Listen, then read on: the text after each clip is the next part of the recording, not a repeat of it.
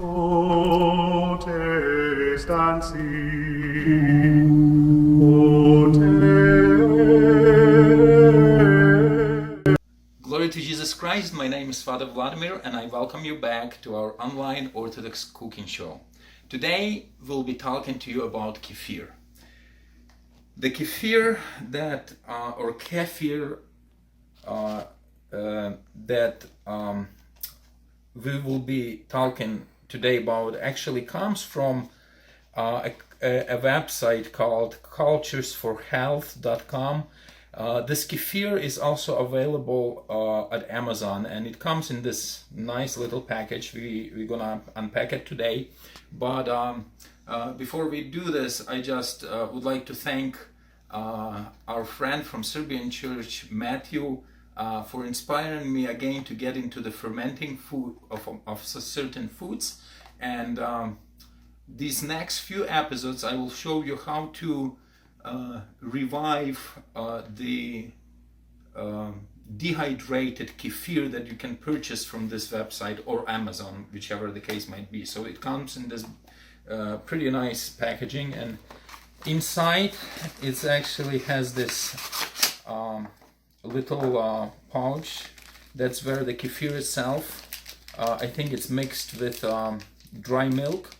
We'll be opening it in a second, but also along with it, it comes this beautiful instruction. It has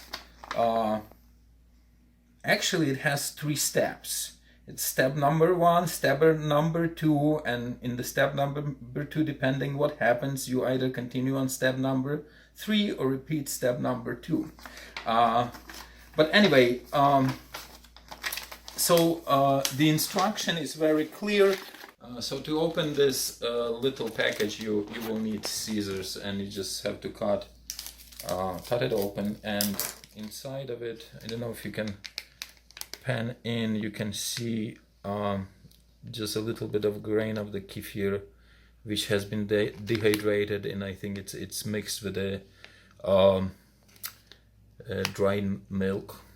So that's for transportation. So I don't know how old it is. Seems to me like looks like it's freshly made, but anyway, so you want to put all of these contents of this little package into a jar and